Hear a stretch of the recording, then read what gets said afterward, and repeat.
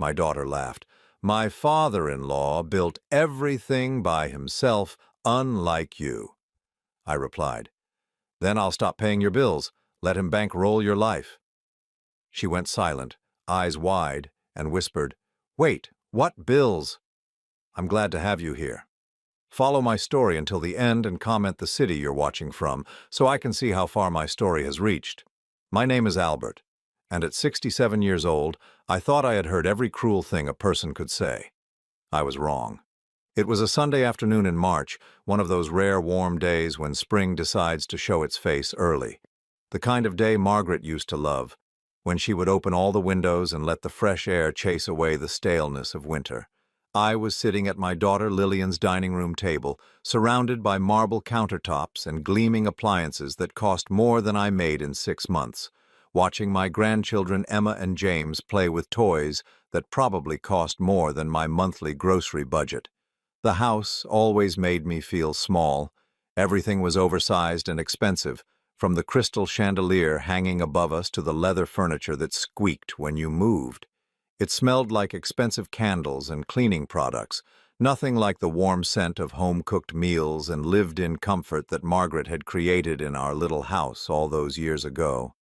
Dad, you really should think about doing something with your life, Lillian said, her voice carrying that particular tone she had developed since marrying Richard. Sharp, dismissive, like she was speaking to a child who couldn't quite grasp simple concepts. She was cutting into her perfectly prepared roast, each slice precise and deliberate. I mean, you're only 67, Harold is 68, and he's still building houses, expanding his business every year. Harold, Richard's father, sat across from me with that smile he always wore when someone brought up his success. His wife, Victoria, nodded approvingly, dabbing at her lips with a cloth napkin that probably cost more than my entire dinner service. That's right, Harold said, leaning back in his chair. Just last month I bought another 20 acres for development. Can't slow down, you know. The world doesn't wait for anyone. I took a bite of my food, chewing slowly. The roast was perfect, expensive, but it tasted like nothing. Everything in this house was like that, beautiful on the surface, empty underneath. Your father has always been different, Victoria chimed in, her voice syrupy with false sympathy. Some people are just more relaxed about achievement. Relaxed about achievement. That stung more than it should have. I thought about the calluses on my hands from 43 years of maintenance work, the ache in my back from crawling under sinks and fixing broken heating systems, the nights I worked a second job stocking shelves just to make ends meet after Margaret died. Dad's always been lazy compared to Richard's family, Lillian continued, and my fork stopped halfway to my mouth. I mean, Harold built his entire empire from nothing. He owns 3 companies now, and Dad just fixed things for other people his whole life. Emma, my 8-year-old granddaughter, looked up from her plate with curious eyes. Grandpa Albert, why didn't you build companies like Grandpa Harold? The innocence in her question made it hurt worse. These children were learning to see me as the lesser grandfather, the one who hadn't achieved anything worth talking about. James, only 6, nodded along with his sister, already absorbing the lesson being taught at this table.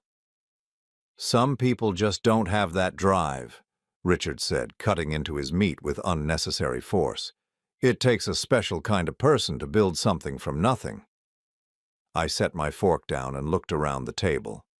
9 people, including myself, and I felt more alone than I had since Margaret's funeral.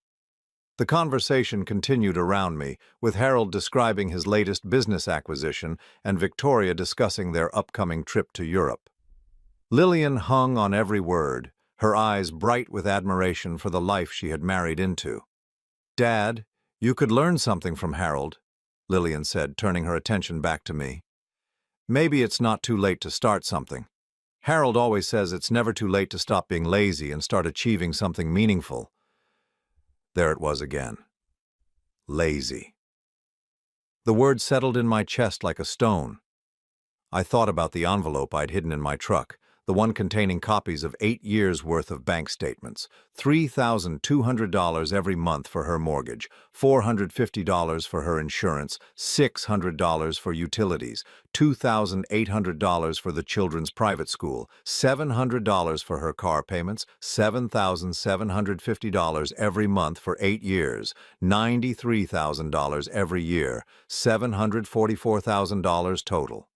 The money I had saved for Margaret and my retirement, the money from selling our dream house after she died, the money from her life insurance that was supposed to help me through my golden years, all of it gone, flowing silently into the life Lillian thought Richard's family was providing for her. "You know what, Lillian?" I said quietly, my voice steady despite the tremor I felt inside. The table went silent. Even Emma and James stopped eating to look at me. "You're absolutely right about Harold being successful." Harold's chest puffed up with pride. Victoria smiled that condescending smile. Richard nodded approvingly. Lillian looked pleased that I was finally agreeing with her. "He's built an empire," I continued, folding my napkin and placing it beside my plate. "He's achieved so much. He's clearly the better provider in this family." "Dad, I'm glad you're finally seeing that," Lillian said, her voice softer now, like she thought she had gotten through to me. I stood up slowly, feeling every one of my 67 years in my joints.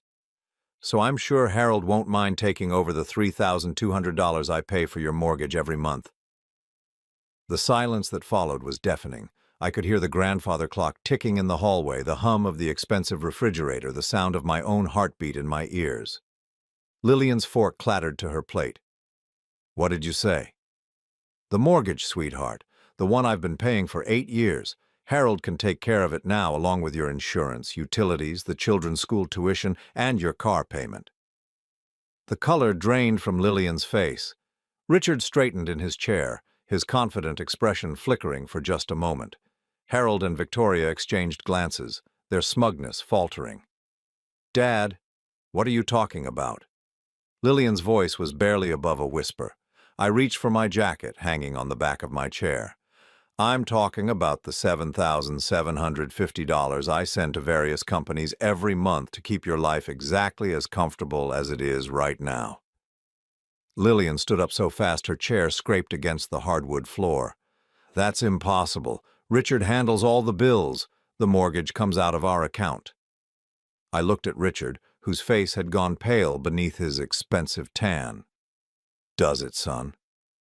For the first time since I had known him, Richard seemed speechless. He opened his mouth, closed it, then looked away. "What bills, Dad?" Lillian asked, her voice shaking now. "What bills are you talking about?" I pulled on my jacket, taking my time with each button. Margaret had given me this jacket for Christmas 15 years ago. It was worn at the elbows now, but it was real, honest, earned through years of hard work and sacrifice. "All of them," I said simply. "Every single one that keeps this house running and your children in their fancy school." I walked toward the door, leaving behind the shocked silence and the half-eaten expensive meal. At the threshold, I turned back one last time. Emma and James stared at me with wide, confused eyes. Lillian stood frozen beside her chair, one hand gripping the table for support. Richard looked like a man watching his carefully constructed world begin to crack. "Harold," I said, nodding respectfully toward the man who had just spent an hour explaining why he was superior to me in every way. "I'm sure a successful businessman like yourself won't have any trouble picking up where a lazy man like me left off." I walked to my old pickup truck, got in, and drove away. In my rearview mirror, I could see the house growing smaller, but for the first time in 8 years, I felt like I was finally getting bigger. The phone started ringing before I even got home. I turned it off and drove in blessed silence, thinking about Margaret and wondering what she would say about what I had just done. I thought she might be proud. For the first time in a long time, I was standing up for myself, but as I pulled into my small apartment complex, I knew this was only the beginning. Tomorrow, Lillian would start digging, and she was going to discover just how deep the hole of her ignorance really went. I knew Lillian would call. What I didn't expect was for it to happen at 5:30 in the morning. The phone's shrill ring cut through the quiet of my small apartment like a knife. I had been lying awake since 4, staring at the ceiling and thinking about Margaret's recipe box, sitting on my kitchen counter.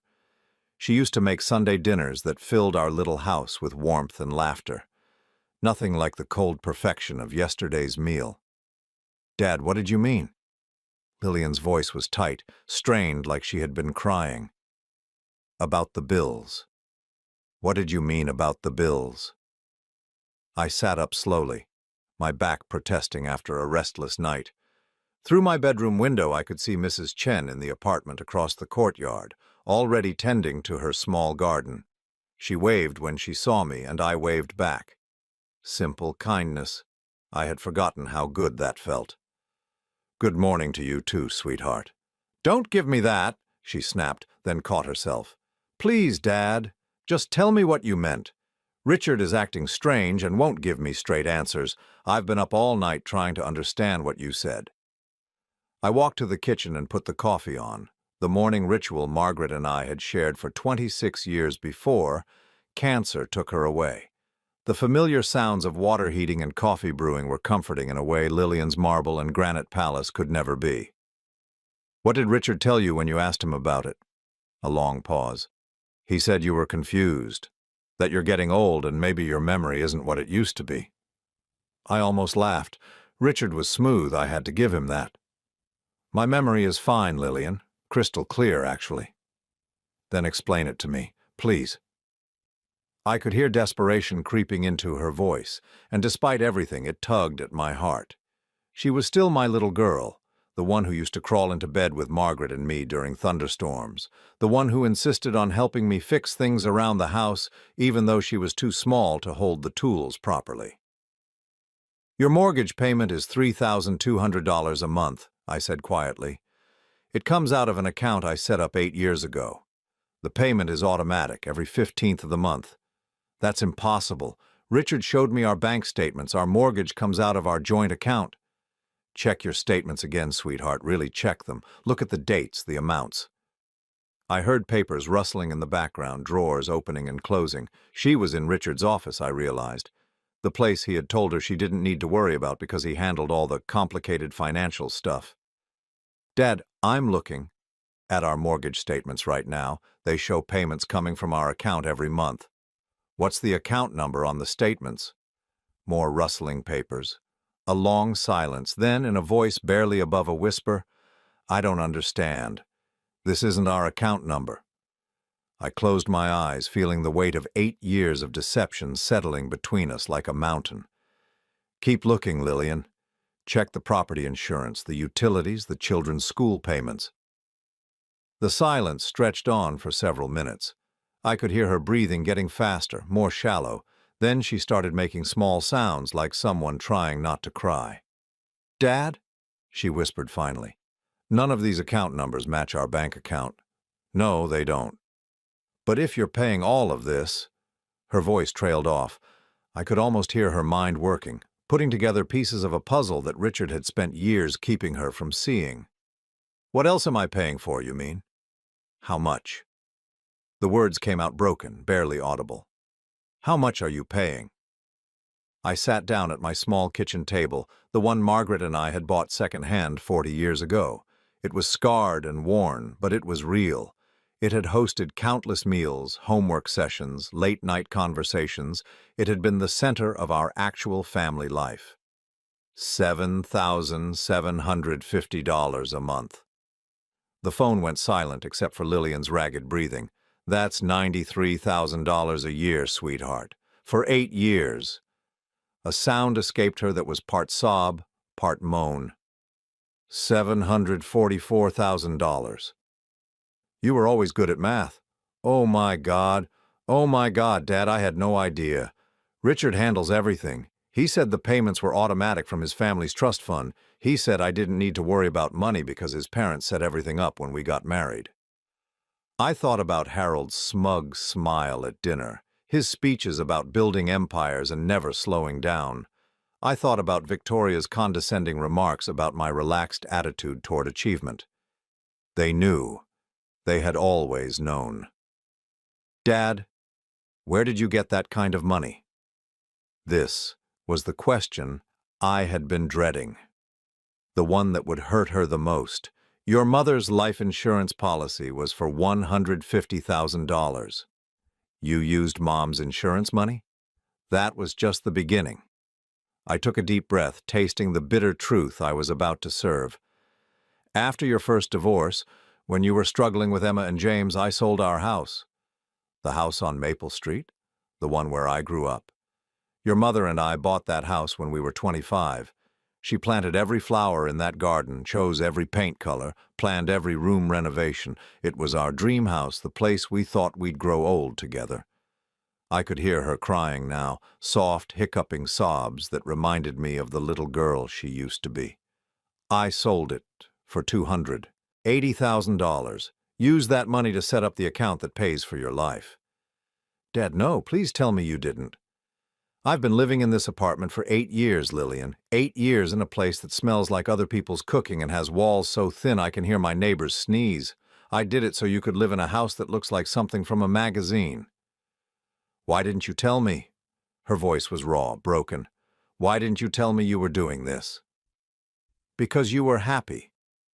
You had found someone who loved you, who could give you the life you deserved. I thought Richard's family was taking care of you. I thought I was just helping until you got on your feet. 8 years, Dad. 8 years. I kept waiting for you to tell me you didn't need help anymore, that Richard was handling things, that his successful family was taking care of their son's wife and children.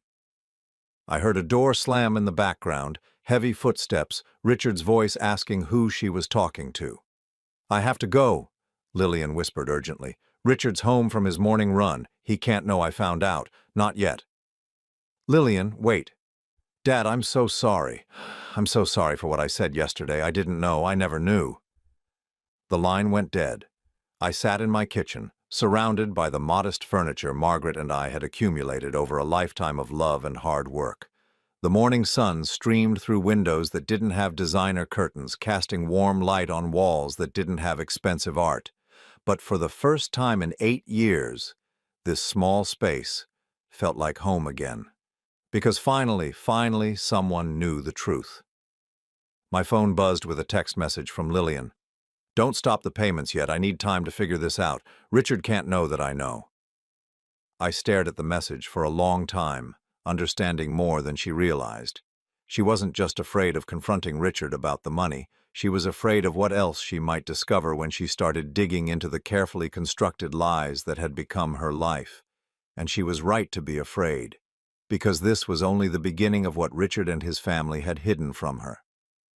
3 days passed before Lillian called again. 3 days during which I went about my simple routine, morning coffee, reading the newspaper Mrs. Chen shared with me, tending to the small herb garden I had started on my fire escape. Margaret always said I had good hands for growing things. It was one of the few talents I had that didn't involve fixing what others had broken. When the phone finally rang, I was sitting in my worn recliner, the one Margaret and I had bought for our first apartment 45 years ago. It was ugly brown corduroy now, patched in several places, but it still held the shape of our bodies, the memory of countless evenings spent together. Dad, I need to see you. Lillian's voice was different now, hollow, like something fundamental had broken inside her. Can I come over? Of course, sweetheart. Richard thinks I'm grocery shopping. I told him I needed to get out of the house for a while. He keeps watching me, Dad, like he knows I know something. An hour later, she stood in my doorway looking like a stranger. Gone was the perfectly styled woman from Sunday dinner. Her hair was pulled back in a messy ponytail, her eyes were red and swollen, and she wore jeans and a simple sweater instead of the designer clothes I had grown accustomed to seeing her in. "This is where you live?" she asked, stepping into my small living room. Her voice held a note of shock I hadn't expected. "For 8 years now." She turned slowly, taking in the second-hand furniture, the small television on a wooden stand, the collection of Margaret's books still arranged on makeshift shelves. Her eyes stopped on the kitchen table, visible through the doorway. "Is that Mom's table? The one from Maple Street?" I couldn't leave it behind. It was the first piece of furniture we bought together. She walked over and ran her fingers along the scarred surface, tracing the ring stains from countless coffee cups and the deep gouge James had made with a toy car during one of their visits years ago. "I remember doing my homework here," she said softly. "Mom would sit right there and help me with my math problems. She was better at homework than I was. I could fix a broken pipe or rewire a lamp, but long division always stumped me." Lillian laughed, but it came out as more of a sob. She pulled out one of the chairs and sat down heavily, the same way she used to when she was little and had something important to tell us. "Dad, I've been going through everything, every bank statement, every bill, every document Richard has in his office." She pulled a manila folder from her purse and set it on the table. "I found all of it." I sat down across from her, the same place I'd occupied for thousands of meals with Margaret, hundreds of conversations with Lillian when she was growing up. "The mortgage isn't just in your name, Dad. The whole house is in your name. Richard and I don't own anything. We're essentially living in a house you bought for us." I had hoped she wouldn't dig that deep, but I knew Lillian. When she set her mind to something, she was thorough. It was a trait she had inherited from Margaret. "After your divorce from Michael, you were struggling. You had 2 babies, no job, and Michael wasn't paying child support like he was supposed to." I remember that time. It was awful. I was so scared I was going to lose Emma and James, that I wouldn't be able to provide for them. "You called me one night crying. It was 3 in the morning, and you said you had just put the babies to bed in an apartment with no heat because you couldn't pay the gas bill." Lillian closed her eyes, the memory clearly painful. I felt like such a failure. "You weren't a failure. You were 23 years old with 2 babies, and an ex-husband who had disappeared. You were doing the best you could. But you fixed it. You always fixed everything." I looked down at my hands, folded on the table between us. These hands that had worked so many jobs, fixed so many problems, signed so many checks. "Your mother had a jewelry box. Do you remember it? The one with the ballerina that spun around when you opened it? She kept it on her dresser. Inside that box, she kept the pearl necklace her grandmother had given her. It was the only valuable thing she owned, passed down through 3 generations of women in her family." Lillian's face went pale. "Dad, please don't tell me you sold Mom's pearls." "Not just the pearls, everything. Her wedding ring, her grandmother's brooch, the silver tea set her mother left her, all of it." The sound Lillian made was barely human, a low keen of pain that seemed to come from somewhere deep inside her chest. "That jewelry was supposed to go to you someday. Your mother talked about it all the time, how she would pass down her grandmother's pearls to her daughter, how you would wear them on your wedding day." "Oh, God, Dad! Her wedding ring?" I kept one thing. I got up and walked to the small dresser by the window, opening the top drawer. Inside, wrapped in an old handkerchief, was a simple gold locket. "This was the first thing I ever gave your mother. I bought it with my first paycheck from the maintenance job at the hospital. It cost me $37, which was almost everything I had." I handed the locket to Lillian, and she opened it with trembling fingers. Inside were 2 tiny photographs, one of Margaret as a young woman, one of baby Lillian. "She wore this every day for 26 years, I said. "Even when she was sick, even during the chemotherapy when she lost her hair and felt like she wasn't beautiful anymore. She said as long as she wore this locket, she carried our love with her." Lillian was crying openly now, clutching the locket to her chest. "How much did you get for her jewelry?" $43,000. "And you used it all for me. For you and the children, for the security deposit on that first apartment you rented, for furniture, for groceries, for everything you needed to build a life for yourself." She looked around my small apartment again, seeing it with different eyes now. "And you moved here, to this place." "This place is fine, Lillian. It has everything I need. It's a 1-bedroom apartment in a building that smells like cabbage and has sirens going by all night long. The rent is $450 a month. That's important when you're sending $7,750 to someone else every month." She flinched at the number like it was a physical blow. "I've been living in a house that costs $6,000 a month while you live in a place that costs $450. You've been living in the life I wanted to give you, the life your mother and I dreamed you would have. But not like this. Not at the cost of everything you and Mom built together." I reached across the table and took her hand. It was soft, manicured, unmarked by work or worry. So different from Margaret's hands, which had been strong and capable, scarred from years of gardening and cooking and caring for our family. "Your mother would have made the same choice, sweetheart. She would have sold everything she owned to make sure you and the children were safe and happy." Would she have wanted you to live like this? Alone in this tiny place, giving up everything so I could play house in a mansion I didn't even know I didn't own? That was a harder question. Margaret had always been practical, sometimes more practical than I was. She might have drawn the line somewhere, set boundaries I had been too heartbroken and guilty to establish. "I don't know," I admitted. "But I know she would have wanted you to be happy." Lillian pulled her hand free and stood up abruptly, pacing to the window that looked out over the parking lot. "Happy? God, Dad, I haven't been happy. I've been living a lie." "What do you mean?" "Richard doesn't love me. His parents don't respect me. I'm just a prop in their perfect family picture, and the only reason they keep me around is because you're paying for everything." The bitterness in her voice cut me to the bone. "That's not true." "Isn't it?" She turned to face me, and I saw something in her expression I had never seen before, a hardness, an anger that reminded me of Margaret when she was fighting the cancer, fierce and uncompromising. "Richard married me 6 months after his trust fund was cut off for partying too much in college. His parents needed a respectable wife to rehabilitate his image, and I needed a father figure for Emma and James." "You told me you loved each other."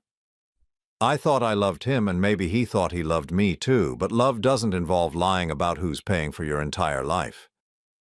She sat back down, leaning forward with her elbows on the table. "Dad, I need you to tell me everything.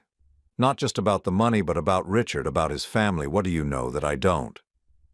I looked at this woman, my daughter, and saw Margaret's determination in her eyes.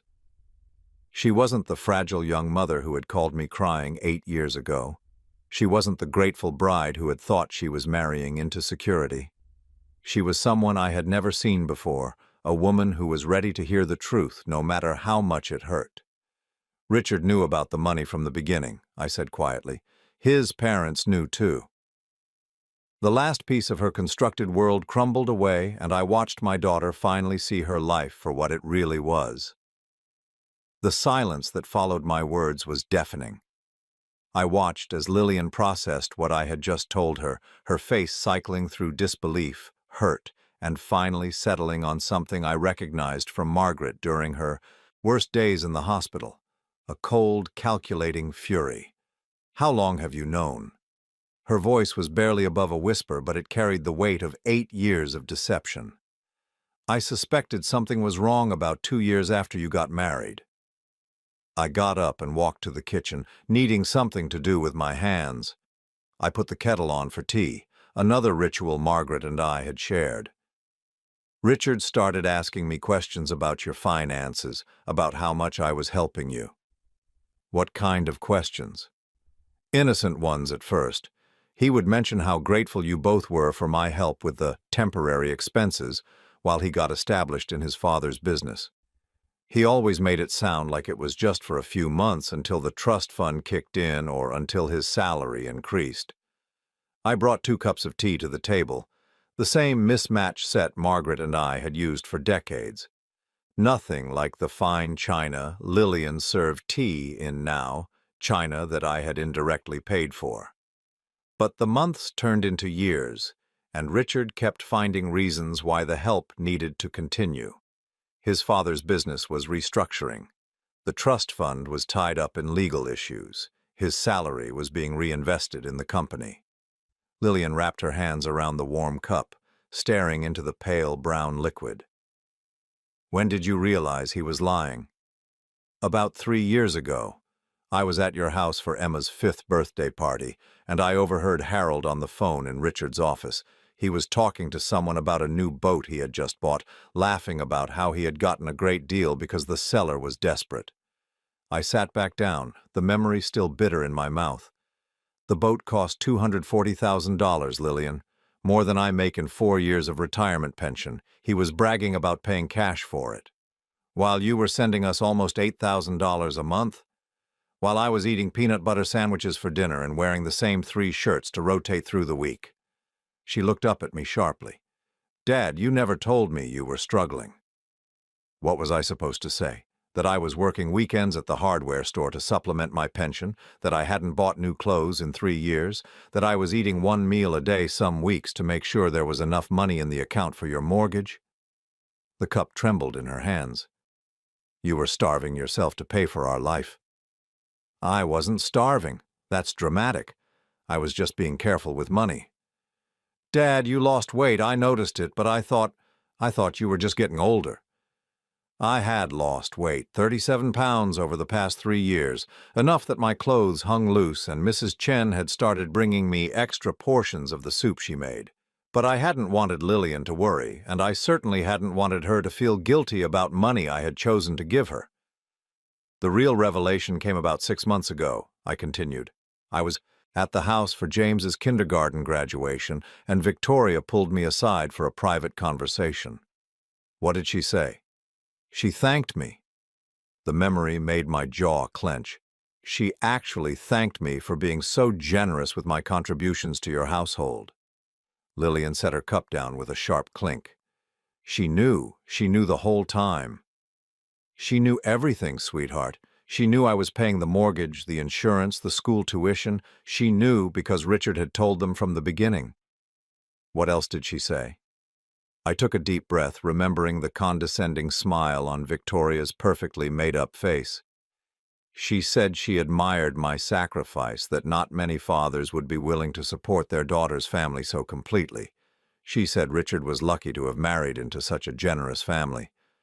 Generous family? Lillian laughed, but there was no humor in it. She made it sound like I came with a dowry. Then she said something that made my blood run cold. She said she hoped I would continue to be understanding about the situation because Richard and their family had grown accustomed to the current arrangement. The current arrangement. Those were her exact words, like my life savings were just a business contract they had negotiated. Lillian stood up and began pacing again, her movements sharp and agitated. They played me for 8 years. 8 years of making me feel grateful, making me feel like I had married up, like I was lucky to be accepted into their family. There's more. She stopped pacing and turned to face me. How much more can there be? The day after Victoria's little speech, I decided to do some research. I went to the county courthouse and looked up property records, business filings, financial disclosure documents. I walked to the small desk in the corner where I kept important papers and pulled out a thick folder. Harold's construction business is worth over $4 million. Richard is listed as a full partner, not an employee. His salary last year was $187,000. $187,000. Lillian's voice was flat with shock. The family trust fund Victoria mentioned, the one that was supposedly tied up in legal issues, it's worth $2.3 million, and Richard has been receiving quarterly distributions of $45,000 for the past 4 years. I spread the documents across the table, official papers with official seals that told the story of a family with more money than they could spend in a lifetime. They weren't helping you transition to financial independence, Lillian. They were using my money to subsidize their lifestyle while making you think you were dependent on their generosity. How? Her voice cracked. How does that even work? Every month, Richard takes money out of the family accounts. Money he tells his parents is going toward your household expenses, but instead of paying your bills, he puts that money into investments, luxury purchases, savings accounts. I pointed to one of the documents. 3 months ago, he bought $50,000 worth of stock. Last year, he purchased a $28,000 watch, all while I was paying your actual living expenses. He's been stealing from you. Not stealing exactly, more like money laundering. using my payments to free up his family's money for other things while telling you that their money was supporting you." Lillian sank back into her chair, her face pale. "The vacation to Tuscany last summer. Richard said it was a gift from his parents, a second honeymoon. Probably paid for with money he saved by not paying your mortgage that month. The children's ski lessons, Emma's dance classes, James's baseball equipment, everything Richard said was covered by the family budget. Everything Richard knew I was actually paying for." She buried her face in her hands. "I thanked him, Dad. I thanked him for being such a good provider. I told him how grateful I was that he took such good care of us. You had no way of knowing. I should have asked questions. I should have insisted on seeing the financial documents, on understanding how our life was being paid for. Richard made sure you didn't need to ask questions. He handled everything, kept you comfortable and ignorant, made you feel like finances were too complicated for you to understand. While they were all laughing at me behind my back. While they were all laughing at both of us. The foolish old man throwing away his retirement money and his naive daughter who never thought to look behind the curtain." Lillian looked up at me with tears streaming down her face. "Dad, I'm so sorry. I'm so sorry for what I said at dinner, for believing their lies about you being lazy, for not seeing what you were sacrificing for us. You don't need to apologize for being manipulated by experts." "Yes, I do. Because somewhere inside I wanted to believe I deserved that life. I wanted to believe I had married someone successful, someone who could give me everything I never had growing up." "You deserved better than what you had growing up. Your mother and I, we did our best, but we couldn't give you the things Richard's family could. You gave me love. You gave me security. You gave me parents who sacrificed everything for my happiness." She reached across the table and gripped my hand. "Richard's family gave me lies wrapped in expensive paper. What are you going to do now?" "I don't know. I don't know anything anymore." She wiped her eyes with the back of her hand. "I can't go back to that house and pretend I don't know. I can't smile at Victoria and thank Harold for his generosity. I can't let my children grow up thinking their grandfather is a failure while their other grandfather is a success, when the truth is exactly the opposite. You don't have to decide everything today." "Yes, I do." Her voice was stronger now, more determined. "Because every day I stay in that house, every day I let them continue this charade, is another day you're paying for my ignorance." She gathered up the papers, folding them carefully and putting them back in my folder. "Dad, I need you to stop the payments." "Are you sure? Do you have a plan?" "Not yet, but I know I can't build a real life on a foundation of lies and stolen money." She stood up and kissed my forehead, the way Margaret used to do when she was proud of me. "It's time for me to grow up and face the truth about the life I've been living." As she walked to the door, I called after her, "Lillian, be careful. People like Richard's family don't give up control easily." "I know, Dad. But I'm not the same woman who married Richard 6 years ago. That woman was desperate and grateful for any security she could find." She turned back to me with a smile that reminded me powerfully of Margaret. "This woman is your daughter, and your daughter doesn't run from fights."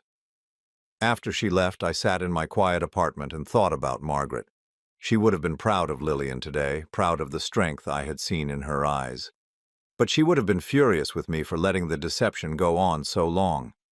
Tomorrow, Lillian would go home and confront the people who had been using both of us for 8 years.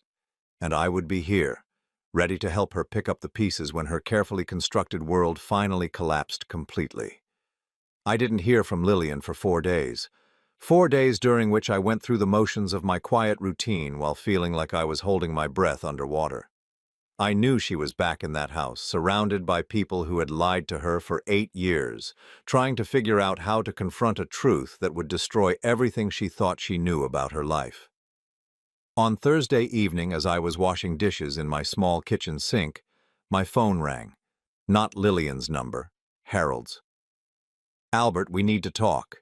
His voice carried the same commanding tone he used when discussing business deals, like he was accustomed to people jumping when he called.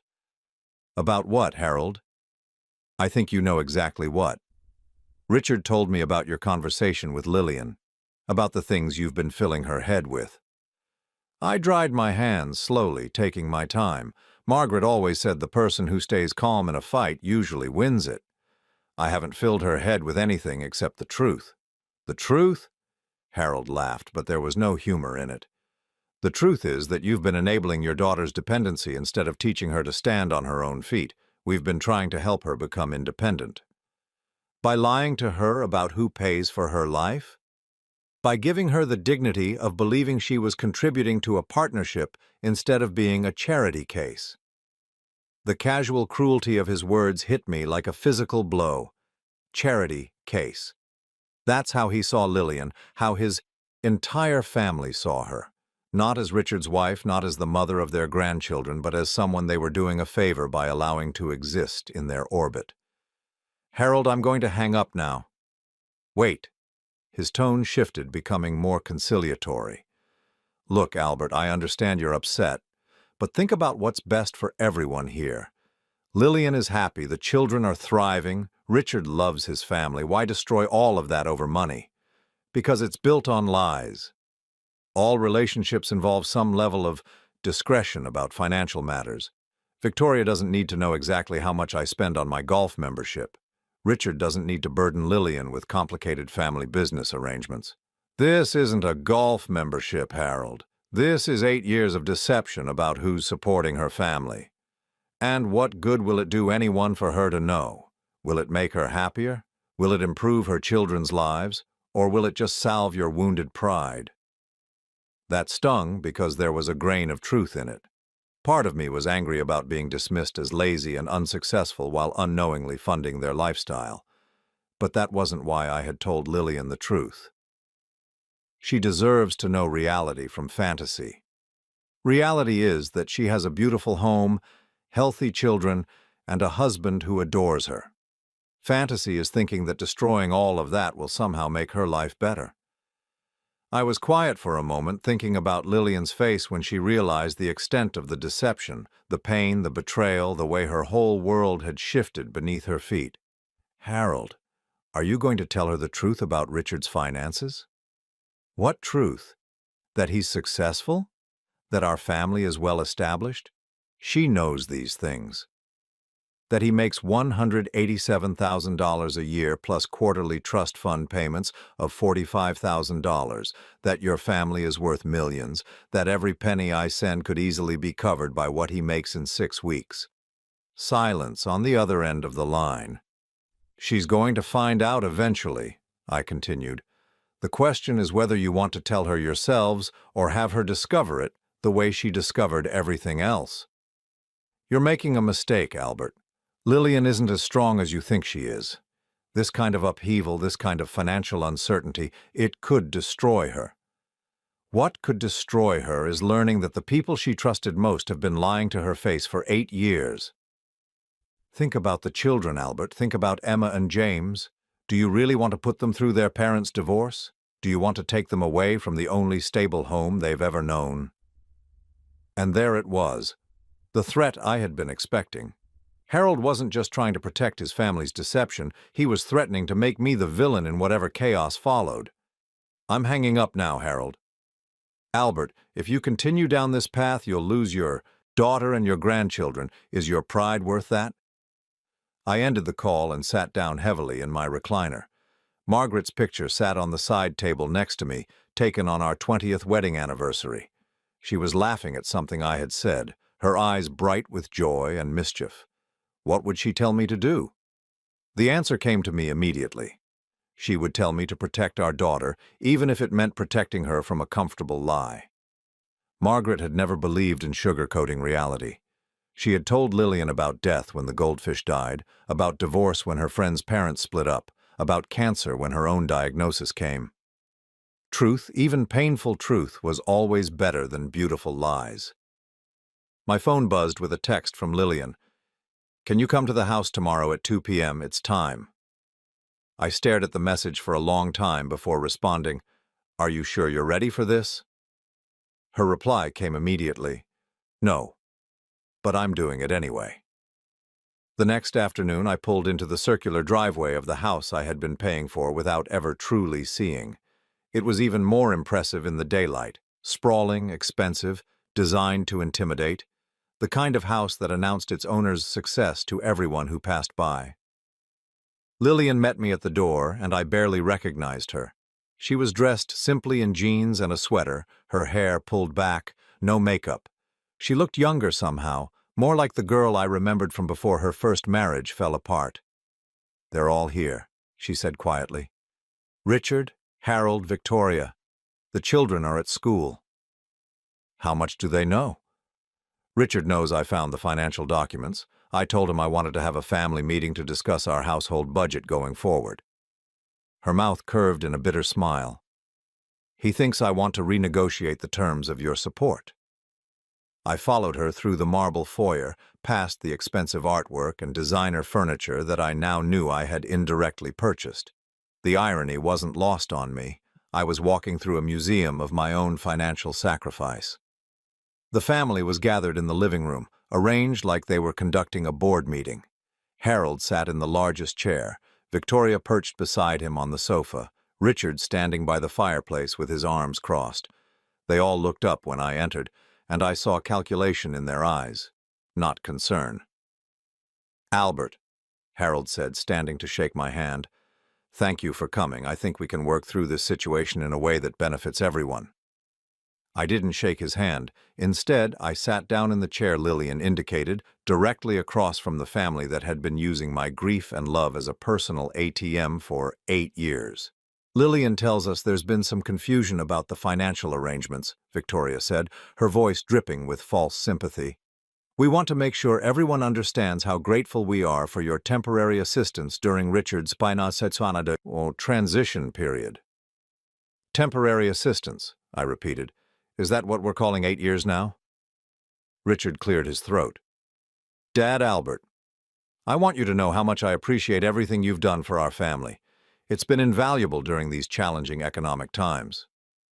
Challenging economic times. I looked at Lillian, who was standing by the window with her back to us. "Richard, what was your salary last year?" "I don't see how that's relevant to this discussion." "Humor me." Harold leaned forward. "Albert, family financial information is private. I'm sure you understand." "Not when my family financial information has been funding your family lifestyle for almost a decade." I pulled out the folder of documents I had brought and set it on the coffee table between us. "Richard made $187,000 last year, plus quarterly trust fund distributions of $45,000. Harold's business is worth over $4 million. The family trust is worth $2.3 million. Victoria's composure slipped for just a moment. "How did you get access to private financial records?"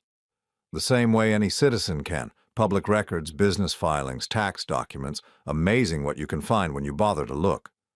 Richard's face had gone pale. "Those numbers are misleading.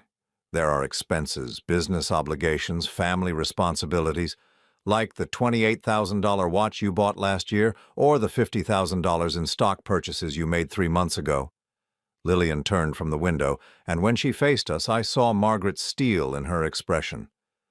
"Stop," she said quietly. "Just stop lying." "Sweetheart," Victoria began, "you're upset, and that's understandable. But you're letting your father confuse you with numbers taken out of context."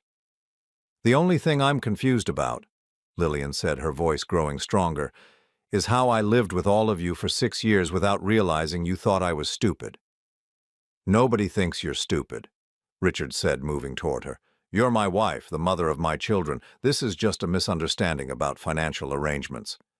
"Financial arrangements," Lillian laughed, and it was a sound I had never heard from her before. Sharp, knowing, dangerous.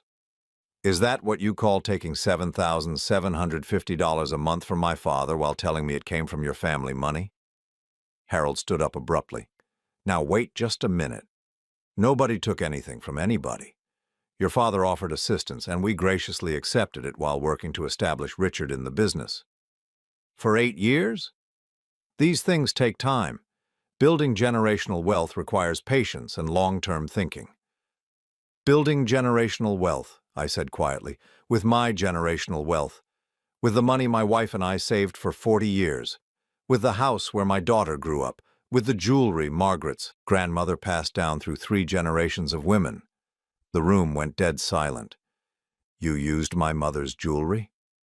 Lillian's voice was barely a whisper. Victoria recovered first. Lillian, darling, these are just emotional manipulations. Your father is trying to make you feel guilty for accepting help from people who love you. People who love me don't lie to me for 8 years. We didn't lie, Richard said desperately. We just simplified the financial arrangements so you wouldn't have to worry about complicated family business. Simplified. Lillian walked to the center of the room and I watched her transform before my eyes. The grateful, accommodating wife disappeared, replaced by someone I had never seen before but recognized immediately. This was Margaret's daughter. You simplified the fact that my father sold everything he owned to pay for our life, while you all laughed about what a generous, naive fool he was. That's not how it was, Harold protested. Then tell me how it was, Harold. Tell me about the boat you bought for $240,000 while my father was eating 1 meal a day to afford our mortgage payment. I felt something shift in the room, a subtle change in power dynamics. For 8 years, this family had controlled the narrative, controlled Lillian's understanding of her own life. Now she was taking that control back, and they didn't know how to handle it. Lillian, Victoria said carefully, you're obviously upset.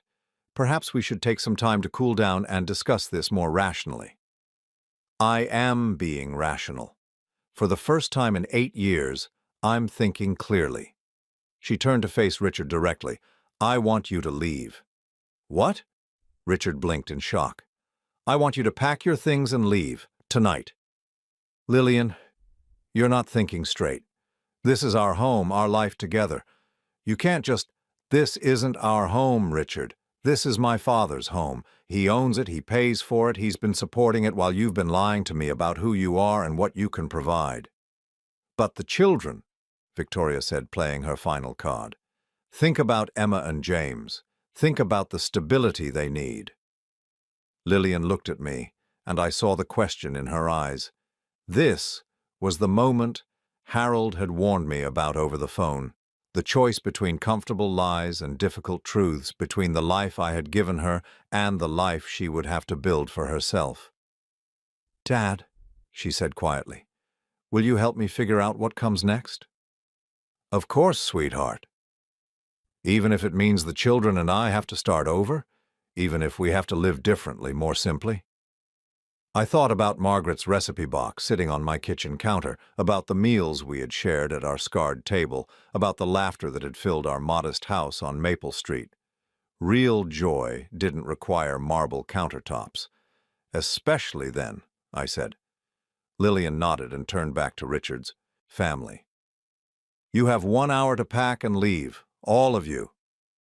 Lillian, you're making a terrible mistake, Harold said, his voice hard, now that persuasion had failed. You have no idea how to live without our support. You're right, she said calmly. I have no idea how to live without support. But I'm about to learn how to live without lies. As Richard's family filed out in stunned silence, I watched my daughter reclaim her life. It wouldn't be easy, it wouldn't be comfortable, but for the first time in 8 years it would be real. And that, Margaret would have told us both, was worth more than all the marble and crystal money could buy. 6 months later, I was standing in the kitchen of a modest 2-bedroom house on Elm Street, 3 blocks away from where Margaret and I had raised Lillian. The house was 60 years old, with creaky floors and windows that stuck when it rained, but it had something the mansion never possessed. It felt like home. Grandpa Albert, can you help me with this recipe? Emma asked, standing on a step stool beside me, flour dusting her dark hair. She was holding Margaret's recipe card for chocolate chip cookies, the paper yellowed with age and stained from decades of use. What's the problem, sweetheart? It says 1 cup of butter, but I don't know how to measure butter. I showed her how to pack the butter into the measuring cup, the same way Margaret had taught me 45 years ago, and the same way I had taught Lillian when she was Emma's age. These small rituals, passed down through generations, meant more than all the expensive toys and designer clothes Richard's family had provided. "Why do we make cookies from scratch when we could just buy them?" James asked from his seat at the kitchen table, where he was supposedly doing homework but actually watching us cook. "Because homemade cookies taste like love," I said, repeating something Margaret used to say. "Store-bought cookies just taste like sugar." Through the kitchen window, I could see Lillian in the small backyard, hanging laundry on a line strung between two oak trees. She was wearing jeans and an old sweater, her hair tied back with a rubber band, and she was humming something under her breath. I hadn't heard her hum in years. The divorce had been finalized 3 months ago. Richard had fought it initially, claiming Lillian was having some kind of breakdown, but when she presented evidence of his family's 8-year deception, his lawyer had advised him to settle quickly and quietly. The custody arrangement gave Lillian primary custody, with Richard having visitation every other weekend. Visits that took place at his parents' estate, since he had moved back in with Harold and Victoria after the separation. The financial settlement had been complicated. Since the house was in my name and I had been paying all the expenses, there was very little marital property to divide. Richard kept his trust fund and his position in his father's business. Lillian kept her self-respect and her relationship with me. "Dad, can you set the table?" Lillian called through the screen door. "Dinner's almost ready." We were having pot roast, made in the same slow cooker Margaret and I had used for 20 years. Nothing fancy, nothing that required special ingredients or complicated techniques. Just good food made with care, shared around a table where everyone belonged. The kitchen table came from a second-hand furniture store, solid wood with mismatched chairs. Lillian and the children had painted different colors during a weekend project.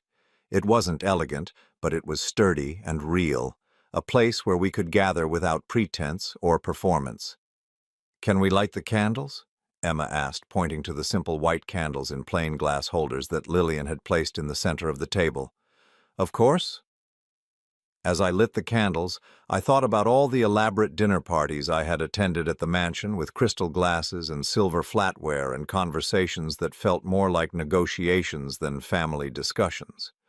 This simple meal in this modest house with my daughter and grandchildren who finally knew the truth about their lives felt like a celebration. Lillian came inside, bringing the scent of autumn air and laundry soap. She had put on a little weight since the divorce.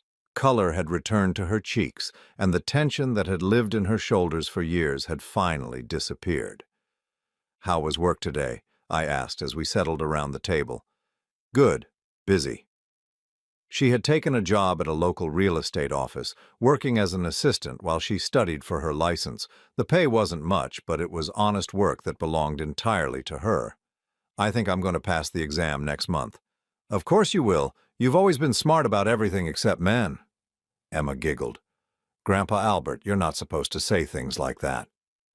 "Your grandfather is allowed to speak the truth in his own house," Lillian said, smiling, "even when the truth is inconvenient."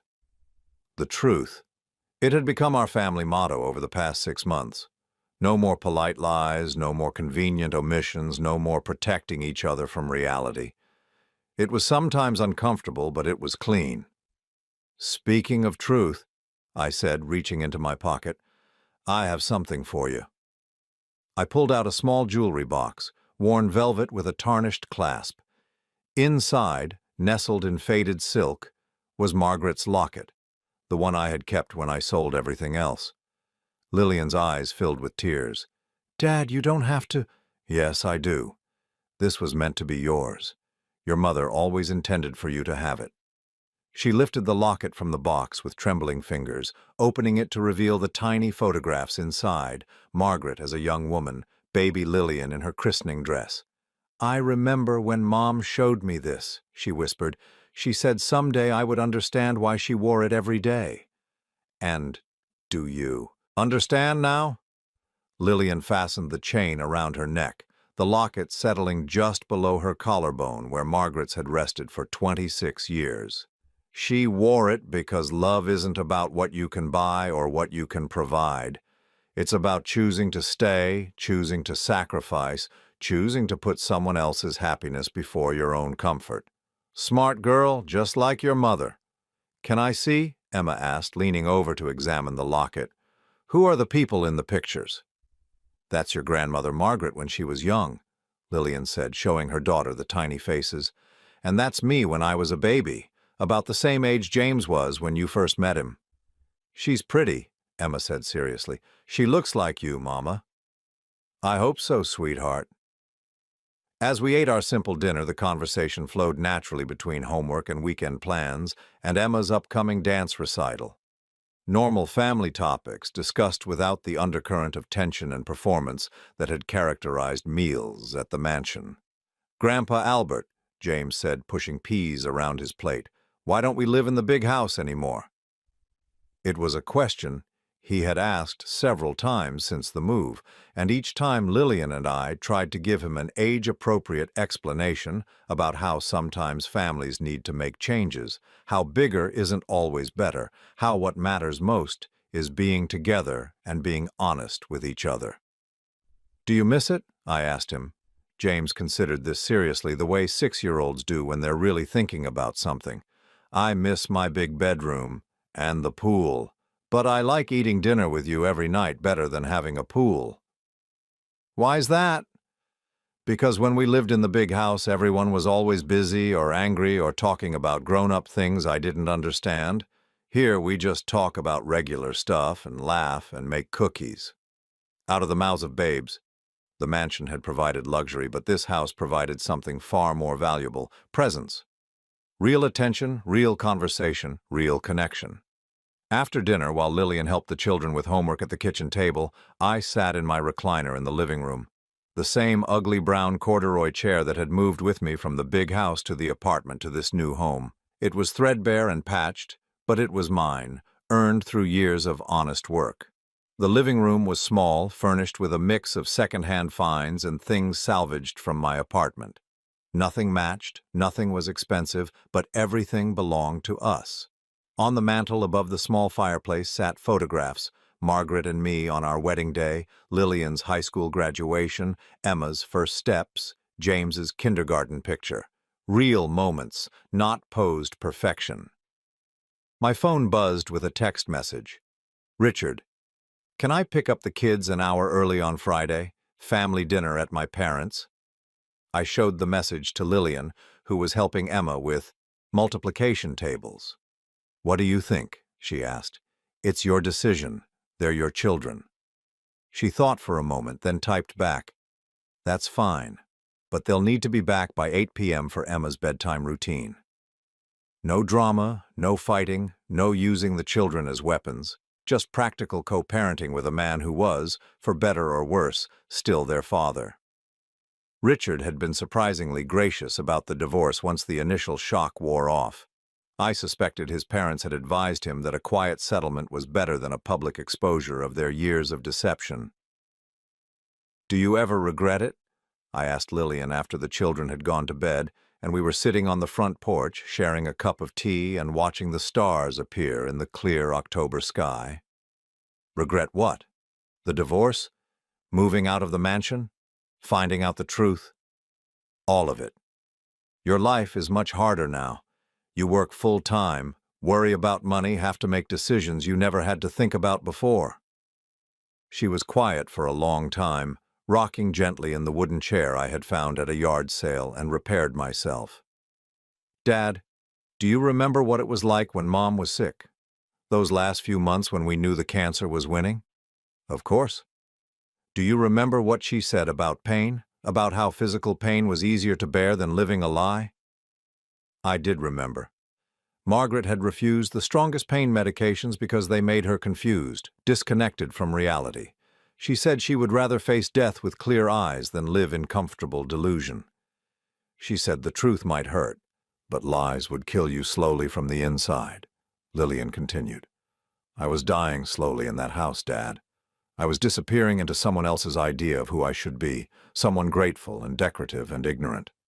And now I know who I am. I'm a woman who works hard for what she has. who raises her children with honesty, who doesn't accept charity disguised as love. She reached over and took my hand. I'm your daughter, and Margaret's daughter, and that's something to be proud of. We sat in comfortable silence, watching Mrs. Patterson across the street tend to her flower garden under the porch light. This neighborhood was full of people like us. Working families, retirees, single mothers, elderly couples who had built their lives on love and labor rather than inheritance and privilege. Dad, there's something I want to tell you. What's that? I've been saving money. From my job, from cutting expenses, from being careful with every dollar. She pulled an envelope from her pocket. It's not much yet, but it's a start. Inside the envelope were $2,700 in cash and a handwritten note. Payment 1 toward a debt that can never be fully repaid, but will be honored for the rest of my life. Thank you for sacrificing everything so I could learn the difference between what I wanted and what I needed. Your grateful daughter. I tried to hand the envelope back to her, but she wouldn't take it. Lillian, you don't owe me anything. Everything I did because I love you. I know that. And everything I'm doing now, I'm doing because I love you too. Because you deserve to have someone take care of you for once, instead of always being the one who takes care of everyone else. I thought about Margaret, about how proud she would be of both of us in this moment. Her daughter, strong and independent and honest. Her husband finally allowing himself to be loved in return. There's something else, Lillian said. I've been thinking about Thanksgiving, about starting some new traditions. What kind of traditions? The kind where we make dinner together, where the children learn your stories and Margaret's recipes, where we give thanks for what we actually have instead of what we think we deserve. I looked at this house, small and imperfect and real. I thought about my daughter, working hard and building a life based on truth instead of comfortable lies. I thought about my grandchildren, learning that love means presence, not presents. I think your mother would like that very much, I said. As we prepared to go inside, Lillian stopped and looked back at me. Dad, do you know what the best part is about living here? What's that? When I wake up in the morning, I know exactly where I am, how I got here, and who I am. For the first time in 8 years, I'm not confused about my own life. Inside the house, I checked on Emma and James, both sleeping peacefully in their small shared bedroom. Their toys were second-hand, their clothes came from discount stores, and their lives were infinitely richer than they had been in the mansion. Before I turned out the light, I whispered the same prayer Margaret and I had said over Lillian's bed when she was small. Thank you for this child, for this day, for this love that costs everything and is worth even more. In my own small bedroom, I placed the envelope from Lillian on my dresser next to Margaret's picture. $2,700. A fraction of what I had spent over 8 years, but it represented something far more valuable than money. It represented my daughter's freedom, her self-respect, her understanding that love isn't something you buy or something you're grateful for. It's something you give and receive with equal dignity. For the first time since Margaret died, I fell asleep without worrying about anyone else's happiness, but my own. And my happiness, I had finally learned, came not from what I could provide for others, but from who I could be with the people I loved. The sacrifice had been silent for 8 years. But the liberation was everything Margaret had taught me love should be, honest, present, and absolutely free.